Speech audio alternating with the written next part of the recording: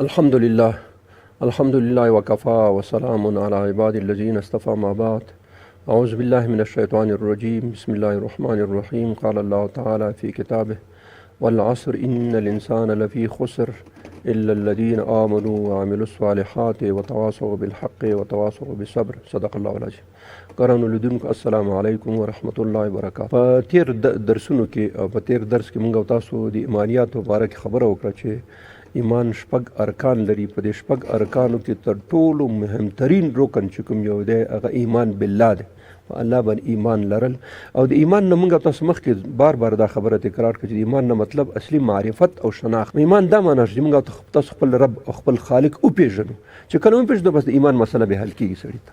نو ځکه په تیرو درسونو کې موږ دا مسله په تفصیل سره ویلې چې الله پاک شناخت په باره کې موږ څه صفات بیان کړل، هغه صفاتو په نتیجه کې موږ او تاسو د الله پاک معرفت په اسانه حاصلولی شو.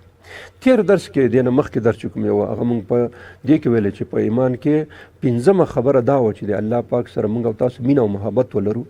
دویم دا چې د هغه نه همیشه امید ولرو، همیشه امیدوار چې الله پاک غفور رحیم ذات دی، مهربانه دی، زموږ خالق دی، زموږ مالک دی، موږ پیدا کړي د مور او پلار نه ډیر الله پاک زیات مهربانه دی. نو چې کله داسې حالت وي نو الله پاک نه همیشه امید ساتل پکار دي. خو د دې پخوا کې یو خبره بله مې چې الله پاک نه ویره ساتل هم پکار دي. داسې یو بېادبي رانه ونه شي کله کله د مور او پلار یا د استاد په مقابل کې د انسان نه داسې یو خبره وځي هغه مهربان استاد او مور او پلار کله بس سړی رسار کې وی دربئ وی ډبئ. ځکه وجه دا چې دنه داسې یو عمل یو خبره ترې نه وځي چې هغه د مور او پلار هغه سره د محبت او صلې ختمه شي. نو کله داسې کار د انسان نه ونه شي چې الله پاک په موږ باندې په غضب شي، په قهر شي، په غصه شي، او په ځای د دې چې هغه مینه او محبت کومي هغه سر وخوري ایسته بلې خواته لاړ شي. نو ځکه دا خبره ډیره مهمه ده په ایمانیاتو کې چې د خپل محبوب الله سره، د خپل اصلي خالق سره او مالک سره او رازق سره موږ تاسو مینه او محبت دي او د هغه نه امید وساتو همیشه. خو په خوا کې ویره هم ساتو. موږ مخکې درس کې دا ولوستل چې د مینې او محبت اثر دا دی چې کله د خپل خالق سره د انسان مینه او محبت پیدا شي نو بیا هر قسم سخت کار چې په ده باندې راځي، هر قسم تکلیف، عبادات، سختی او مشکلات، تکلیفونه، لوږه، تنده، زندانونه، وهل ټکول، د وطن پرېښودل، د اولاد د منځه تلل، د مال د منځه تلل، زندګي د منځه تلل، د ده په غاړه باندې چاړه راکش کول او د خپل سر ورکول د ده په لار کې، دا بیا سړي ته اسانه وي بلکې ده ته خوند ورکوي ځکه چې هغه د خپل محبوب په لاره کې د هر شي ته اماده وي. نو مجازي محبت کې چې انسان دومره غرق شي چې هغه په دې نه پوهېږي د خپل ځان، خپل مال، خپل هر څه ته نه قربان کړي، وخت هم قربان کړي، سبق هم قربان کړي، فاکولته هم ته نه قربان کړي، هر څه په دا مجازي محبت کې داسې منځ ته راځي. نو چې کله حقیقي مالک او خالق او رازق سره د انسان محبت پیدا شي نو معنا دا شو چې بیا به دا شیان شي. نو ځکه د محبت اثر د انسان په اعمالو کې ډیر زیات دی چې کله محبت پیدا شو بیا د محبوب په خاطر باندې خپل هر څه سړی قرباني. ځکه ما مخکې مثال وستلو چې د ابراهیم علیه السلام په باره کې په دې کتابونو کې یو واقع راځي چې یو ځل ابراهیم علیه السلام ته یو سړی یو مسافر راغی، ورته ویلې چې ما ته د خدای او د الله په خاطر باندې ما ته یو څاروی راکړه، یو حیوان یا یو پسه راکړه. نو ابراهیم علیه السلام ورته ویلې چې زه ننوځه دې رمې ته چې هر یو څاروی او هر یو مال دې خوښ شو در سره ویخله. ویلې دا سړی لاړو بهترین یو پسه ځان ته خوښ کړ، ټولو کې چاغ او ډېر ښایسته و، ځان سره روان کړ. ابراهیم علیه السلام خپله ورته اواز کوي دلته راشه بیا راوګرځه. نو چې کله راغی وی تا د چا په نامه باندې د ما نه غوښتنه وکړه، چا په نامه د ما نه غوښته؟ وی چې د الله په نامه. وی چې الله نوم یې ورته واخیست، ورته وی چې ننوځه یو بل هم واخله. نو سړی لاړو یو بل ډېر ښایسته پسه یې هغه یې ځان سره بوتلو. نو چې لږ وړاندې لاړو بیا اواز ورته کوي دلته راشه. وی چې تا د چا په نامه د ما نه غوښتنه کوله؟ ویلې چې د الله په نامه باندې. ویلې ښه لاړ شه ننوځه. نو همدا کیسه هغه به د الله نوم واخیستو، ابراهیم علیه السلام به شی ورکولو. وجه دا و چې د ابراهیم علیه السلام محبت د الله پاک سره و. یو بله واقع مفسرینو حتی راخیستې ده، ویلې چې د یوسف او د زلیخا دا محبت مثلا ډېره مشهوره شوې ده. قرآن کریم کې په دې باره کې مکمل یو سورت نازل شوی د سوره یوسف په نامه باندې. په دې باره کې ځینې مفسرینو دا واقع راخیستې، وایي چې لیلا به کله د زلیخا به چې کله د هغه نه راووته د خپل کور نه، نو چې اسمان ته به یې وکته د هر ستوري باندې به یوسف لیکلی شوی، چې ونې ته به یې وکته په هره پاڼه به د یوسف نوم لیکلی شوی، چې هر دیوال ته به یې کته د هرې خښتې په سر به د یوسف علیه السلام نوم لیکل شوی، چې پیالې ته به یې کته په پیاله به د یوسف علیه السلام نوم کته و، چې میز ته به یې کتل چې دې خوا به یې کتل چې دې خوا به یې کتل، هرې خوا ته به یوسف نوم لیکل شوی. حال دا چې دا نه و، نه ستوري کې یوسف لیکل شوی، نه په پیاله لیکل شوی، نه په دیوال لیکل شوی. د دا ذهن دا فکر ټول د محبت اخیستی و. او دا ټول محبت په دې کې و. دې په خاطر چې دا موضوع لږ واضح شي، مونږ د ساينس په لحاظ باندې دا مسله لږ څېړو، لږ اشاره ورته کوو. د انسان په د سر کې د کله کې مغز دی. دا مغز دوه قسمه دی، یو بیرونی برخه ده چې هغې ته خاکستري برخه وایي، کارتکس ورته ویل کېږي.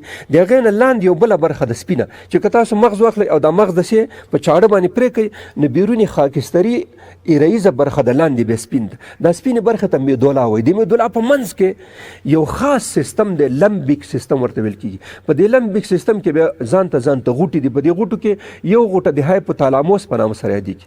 د هایپوتالاموس کې د انسان څه خاص مراکز موجود دي چې سړی تږی شي او وږه، دا د لوږې او تږې مرکز هلته دی. دا د مینې او د کرکې محبت مرکز هلته دی.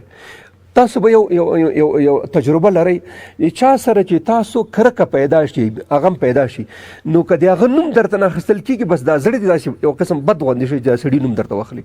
او کله هم نه غواړئ د هغه سره مخامخ شئ، او کله هم نه غواړئ د هغه سره په ډوډۍ کښېنئ، او کله نه غواړئ حتی په مسجد کې مې سړي سره مونځ کول نه غواړي، دا چا سره چې کرکه پیدا شي. وجه دا ده چې په دې مغز کې چې د کرکې کوم مرکز دی، دا مرکز لږ هغه شوی دی، شوی دی. خو دې سره خوا کې د دې کرکې د مرکز سره په خوا کې د محبت مرکز موجود دی. دا د محبت مرکز او د دې کرکې مرکز سره دواړه یو ځای دي. که چېرته د کرکې دا مرکز فعال شو، دا د محبت مرکز د هغه لاندې راولي، د اثر لاندې راولي، نو تا به همیشه د هغې سړي سره کرکه وي، بیا محبت نه کېږي. خو که د چا سره د محبت پیدا شو، دا د کرکې مرکز بیا د لاندې راوړي. ځکه یو حدیث کې راځي، رسول پاک صلی الله علیه وسلم فرمایي چې دا محبت او مینه چې کومه د انسان کڼوي او ړندوي. چې کله چا د چا سره محبت پیدا شو، د هغه هیڅ قسم عیب درته نه ښکارېږي او د هغه هیڅ قسم غیبت دی اورېدل نه غواړي. چا چې څوک محبوب وي، په اصطلاح سره که ساده وي، چې څوک په چا باندې عاشق وي، د هغه کرکه، د هغه غیبت کول، هغه ته کنځلې کول، دا سوال نه پیدا کېږي چې دا سړی تحمل کړي، ځکه هر شی ورته ښه ښکارېږي. خو چې د چا سره کرکه پیدا شي، د کرکې والا بیا هغه خوبیانې چې دي، او خوبیانې ټولې ته نه پټ شي. یو انسان خوبیم لري، بدیم لري. چې د چا سره د کرکه پیدا شوه، بیا به دا د محبت مرکز به بیا غیر فعال شي، او د کرکې مرکز به فعال شي. نو ځکه به د هغې سره کرکې د هغه ټولې خوبیانې بیا د پردې لاندې شي. خو که د چا سره د چا مینه او محبت پیدا شو، نو بیا معنا دا شوه چې کرکه لرې شوه، د هغه عیبونه نه ښکارېږي. زه یو ساده مثال درو کوم، د زندګۍ کې هغه ودونه او هغه نکاحګانې چې د عاشقانه روابطو په هغه کې پیدا کېږي، په نتیجه کې کېږي، هغه ټولې ناکامي. هغه وجه دا ده چې هلک او نجلۍ چې یو بل سره خوښوي، صرف یو صفت د یو بل خوښ شي، هغه صفت د خوښېدو په نتیجه کې واده وکړي. خو د واده نه وروسته خو د انسان هغه عیبونه چې کوم یو دي، هغه یو راښکاره کېږي. هغه چې پټ شیان دي، هغه ټول را رسوا شي. نو د دغه رسوایۍ په نتیجه کې بیا هغه د هلک او د نجلۍ په منځ کې، یا د ښځه او د میړه په منځ کې بیا وروسته اختلافات پیدا شي، چې ما خو داسې فکر کوله چې دا خو د دنیا باچا همدا دی، دا خو د ما شهزاده و د خوبونو، هغه خو نن داسې مشکلات پکې را پیدا شو. او طبیعي لحاظ دا مشکلات پکې مخکې موجود و، په دې زنانه کې هم دا مشکلات موجود و، په دې نارینه کې موجود و. خو چون مخکې محبت موجود و، د محبت په موجودیت کې دا ټول شیان پټ و. چې کله پټ و، نو معنا دا شوه چې وروسته خو بیا یو راښکاره کېږي. بالاخره هغه ودونه، تاسو تجربه کوئ چې دنیا کې څومره ودونه د محبت او د عاشقانه روابطو په نتیجه کې منځته راغلي، هغه ناکام دي، هغه په طلاق او په اختلاف او حتی په وهلو په ټکولو باندې انجامېږي. خو کوم یو ودونه چې ښه په ترتیب، ښه په عقل او تعقل باندې منځته رسېدلي، هغه دوامداره پاتې کېږي. نو د محبت اثر ګوره په دې خپله د زندګي کې هم د موږ او تاسو سره شته دی. نو ځکه د الله پاک سره محبت یو د ایمان د اجزاونه ده. او موږ تاسو مخکې ویل چې الله پاک خپل عظیم کلام کې فرمایي چې مؤمن صفت دا ده چې اشد حبا لله، د الله پاک محبت په ورسره زیاتي. دویمه چې قرآن عظیم شان کې د باره کې د محبت په باره کې کوم آیات راغلی دی، رسول الله صلی الله علیه وسلم ته الله پاک فرمایي ورته ووایه ای زما پیغمبره، قل ان کنتم تحبون الله، ای زما پیغمبره دې خلکو ته ورته ووایه که تاسو غواړئ چې الله پاک سره محبت وکئ او د الله پاک سره محبت پیدا شي، نو زه یو طریقه درته ښیم چې تاسو د الله پاک سره محبت پیدا شي. هغه طریقه دا ده، فتبعوني، زما متابعت وکئ. رسول الله ته الله پاک څه فرمایي؟ وایي د خلکو ته ورته ووایه که تاسو غواړئ د الله پاک سره محبت وکئ، الله پاک محبوب شي، د الله پاک محبت لاسته راوړئ، نو د دې محبت طریقه دا ده چې تاسو به د رسول الله صلی الله علیه وسلم مطابقت کوئ، د هغه پیروي به کوئ. چې کله هم د رسول الله صلی الله علیه وسلم پیروي وکړه یحببکم الله، نو الله پاک بس تاسو سره به دوستي وکړي. نو د الله پاک د محبت طریقه اوس موږ ته معلومه شوه. موږ او تاسو په دې مجازي محبتونو پوهیږو چې د یو چا سره محبت څنګه پیدا کیږي. که د نارینه سره محبت کول غواړي مربوطي چاپلوسي به ورته کوي، ټیټ جګ صاحب او دلته کښېنه او زه چوچکۍ ورته سمې کوو، کله څپلۍ ورته سمې کوو، کله دا ورته وکړو. دا چاپلوسي ماپلوسي کوو نو سړی د فکر ولا چې سړی خو مې پیدا کړی راشه همدا سړی دی. نو که د الله پاک سره د محبت کول غواړئ نو بیا به د رسول الله صلی الله علیه وسلم مطابقت کوئ. د رسول الله صلی الله علیه وسلم مطابقت په نتیجه کې د الله پاک محبت اصلېږي. اوس د دې محبت د اصلولو لپاره الله په خپله طریقه موږ ته بیان کړه چې دغه طریقه ده چې تاسو به د رسول الله صلی الله علیه وسلم مطابقت کې په لمانځه کې، په روژه کې، په زکات کې، په حج کې، په واده کې، په غم کې، په ټولو شیانو کې به هغه طریقه اختیاروئ چې کوم یو الله پاک جل جلاله هغه رسول الله صلی الله علیه وسلم ته ښودلې ده. دا خو د محبت یو جز شول. اوس راځو دې خبرې ته چې الله پاک نه امید ساتل دې ته ویل کېږي. په موږ او تاسو په فقه او په عقایدو مسله کې دې ته ویل کېږي رجا. رجا دا من امید ساتل دی، الله پاک نه امید ساتل چې الله پاک ډېر مهربان ذات دی، ډېر غفور و رحیم دی. که زمانه د بشریت په تقاضا باندې کومه غلطي کېږي نو الله پاک دومره مهربانه دی چې هغه بخي. ځکه حدیثو کې راځي رسول الله صلی الله علیه وسلم فرمایي، امام ترمذي دا روایت راخسته ده، وایي ای انسانه که ته دومره ګناهونه وکړې چې دا د سمندر او د بحرونو د زګ نه زیات دي نو الله پاک به د دې نه زیاته مهرباني او رحم په تا باندې نازل کړي. بل حدیث شریف کې راځي وایي که ستا ګناهونه دومره ډېر شي، دا ټوله ځمکه ونه شي، دا ټوله کوره ونه شي، نو الله پاک به د دې نه زیات مغفرت تاسو ته وکړي. بل حدیث شریف کې راځي امام بخاري راخسته وایي کوی سړی په یو ورځ کې 80 ځلې ګناه وکړي، 80 ځلې ګناه، او دا د هرې ګناه نه وروسته الله پاک ته توبه وباسي او الله پاک ته رجوع وکړي چې الله زه پښیمان یم، زه خو انسان یم، کله مانه غلطي کېږي، نو الله پاک به د 80 ځلو نه زیات ته مغفرت او مهرباني وکړي. داسې ذات دی. یو مثال در کوم په سیرت کې کیدای شي دا موږ مخکې سیرت دوره کې بیان کړی. د تبوک په غزا کې رسول الله صلی الله علیه وسلم د 10,000 لښکر سره د مدینې منورې نه حرکت وکړي، مخ په شام باندې یا د روم د امپراتورۍ په باندې یو ځای ته لاړل. د سحر مانځه وختو یو صحابي داسې قضای حاجت ته تیر شو، بیرون لاړو، ګوري چې د یو بوټي لاندې یو مرغۍ ځان ته ځاله جوړه کړې او په دې ځاله کې بچي کړي دي. او دا مور په دې وخت کې د بچیو مور چیرته د خوراک پسې لاړه، چینجانو منجانو پسې لاړه. دا صحابي چې کله ورسېد چې ګوري چې ځاله کې بچي پراته دي، نو خو ځوانان دي، بس هغه دستي دا بچي راواخېسته، د خپل لمن کې ځان سره راتاو کړ، دا بچي راواخېسته. په دې ذات کې د بچي د لمن کې راواخېسته، دا مور یې راورسېدله. چې کله مور راورسېد مور یې چې هغه ته وکړه خپلې ځالې ته، خپل کور ته چې بچي پکې نشته، نو هلته خو هغه لمنه کې چاچولې، لمنه کې چنګېدل، نو مور یې په ورغوټه کړې، داسې غوټه وکړه او داسې غوټه وکړه او داسې حملې په کولې نه پرېښول چې دا بچي دا سړی ځان سره ویسي. نو آخر دا سړي ورته لمن داسې خلاصه کړه، دا مور یې پکې داسې راتاو کړه. نو مور یې راتاو کړه، دا لمن یې همداسې ونیوله او رسول الله صلی الله علیه وسلم ته یې ویوړله. نو هلته دا لمن داسې خلاص کړه چې یا رسول الله زه خو چې لاړم ما یو ډېره عجیبه واقعه ولیدله. دا بچي چې ما کله لمن کې واچول، دا مور یې په ځای د دې چې تېښته وکړي ځان خلاص کړي، داسې به په ما باندې حملې کولې، غوټې کولې، تر څو پورې چې ما په لمن کې راواخېسته. نو اله دا بچي نږدې ولیده، نو غلی شوه. نو رسول الله صلی الله علیه وسلم ورته وویل چې دا خوشې کړه. نو لمن یې خلاصه کړه، ایسته یې خوشې کړه. نو رسول الله صلی الله علیه وسلم یو خبره ورته وکړه چې ته په دې پوه شې اوس چې دا د مور محبت د اولاد سره څومره زیات دي، دې نه ته پوه شې دې خبرې باندې چې دا تا کوم واقع بیان کړه. نو صحابي ورته وایي چې یا رسول الله زه اوس پوه شم چې دا مور د خپلو بچیانو سره څومره محبت لري. زه بیخي ناشنا غوندې ما ته ښکاره شوه چې مور خپل ځان مرګ ته ورکړي، ځان یې بندي کړي، خو بچي پرې نه خوه. نو رسول الله صلی الله علیه وسلم څه ورته وایي؟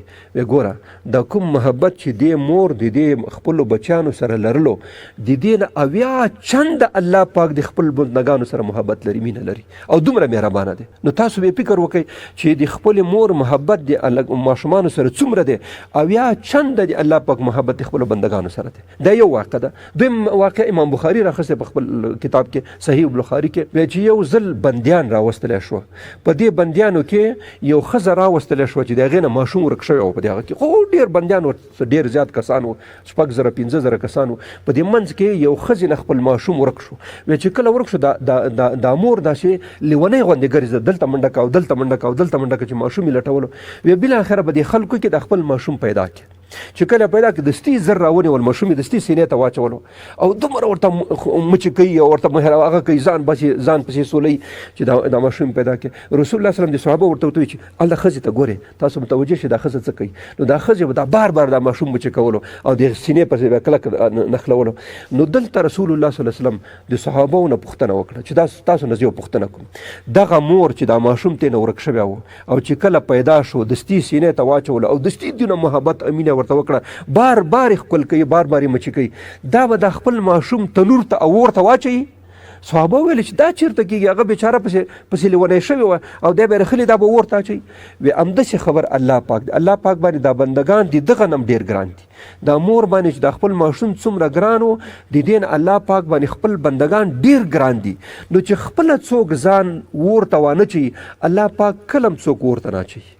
دا ګور یو مثال دی چې موږ او تاسو ته د الله پاک د مهربانۍ او د محبت په باره کې راغلی دی. بل حدیث امام بخاري راخستی دی وایي چې رسول الله صلی الله علیه وسلم د صحابو ته ویلي چې زما مثال داسې دی لکه یو سړی په یو دشته کې او اور بل کې ځان ته لکه یخني کې لرګي زر راټول کې اور بل کې نو چې کله اور بل کې دا پتنګان مندنګان ملخان چې دي دا یو راځي د ځان د اور ته غورځي ځکه هغوی په دې رڼا پسې منډې وي دا ملخان او دا پتنګان چې کوم دي.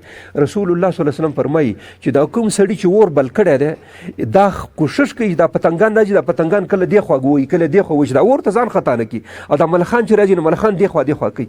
خو کله کوم ملخ او کوم پتنګ د انسان د لاس نه ځان لاندې د اور ته خطا کړي نو ملامت خو خپله پتنګ دی چې ځان یې اور ته خطا کړي. نو ویلې زه د دې په خاطر راغلی یم چې تاسو د اور نه بچ کړم تاسو د اور نه وساتم تا د دوزخ نه خلاص کړم. خو کله یو سړی دومره شي چې ځان پکې ور خطا کړي نو ځکه الله پاک جلو د انبیا علیه السلام د امت د فقها د محدثین مفسرین د دې په خاطر را لېږلي چې د انسانان د دوزخ د اور نه بچ شي. خو کله یو سړی دومره جاهل شي دومره بدبخته شي چې هغه وایي زه دوزخ ته ځم بس خلاص او هغه داسې کارونه کوي چې په خپله ځان دوزخ ته اچوي. یو بل حدیث شریف کې غالبا امام بخاري روایت کړی دی ویلي چې ټول خلک به جنت ته داخل شي څه وایي ټول خلک به جنت ته داخل شي الا من ابا هغه څوک به نه داخلېږي چې خپله انکار وکړي زه جنت ته نه ځم. نو صحابه د رسول الله صلی الله علیه وسلم حیرانتیا باندې پوښتنه وکړه چې یا رسول الله داسې احمق سړی به وي داسې قمقل سړی به وي چې جنت ته به نه ځي. ویل چې څوک زما د رسالت نه او د الله پاک د خالقیت ته او د قرآن د منلو نه انکار وکړي نو معنی همدا شو دی جنت ته نه ځي که نه.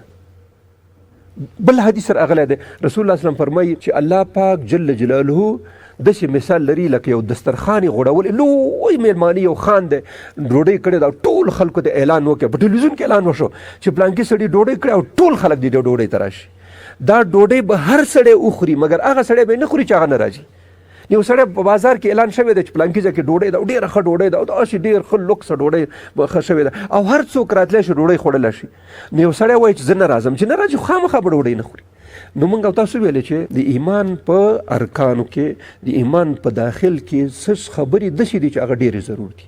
هغې کې موږ او تاسو ویلې چې د ایمان بالله کې یو خبره دا ده چې د خپل الله سره د خپل خالق سره موږ او تاسو مینه او محبت ساتو او د مینه او محبت په خوا کې به د هغه نه موږ او تاسو امید ساتو. الله پاک دومره مهربانه دی چې موږ د مور او پلار نه ډېر مهربانه دی. الله پاک دومره مهربانه دی چې د انسان تصور نشي کېدی چې مور او پلار څومره محبت لري. الله پاک اویا چند د هغې نه د انسان سره زیات محبت لري. که د انسان نه د بشري تقاضا په خاطر باندې ګناه وشي الله پاک ورته وایي فقط ما ته رجوع وکړه ما ته توبه وباسه زه بالکل هغه کوم. حدیث شریف کې راځي موږ مخکې بیان کړه چې رسول الله صلی الله علیه وسلم فرمایي که یو سړی د ورځې اویا ځله ګناه وکړي الله پاک ته توبه وباسي نو اویا ځله ګناه به ورته معاف کړي.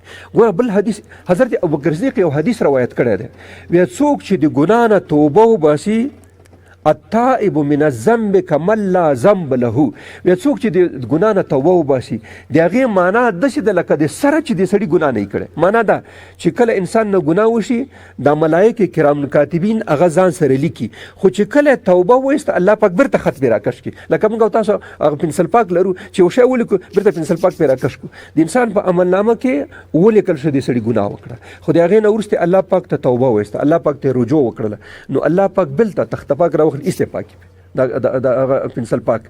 نو معنا دا شو چې هغه چا چې د ګناه نه توبه وایسته الله پاک د ګناه باقاعده معافوي.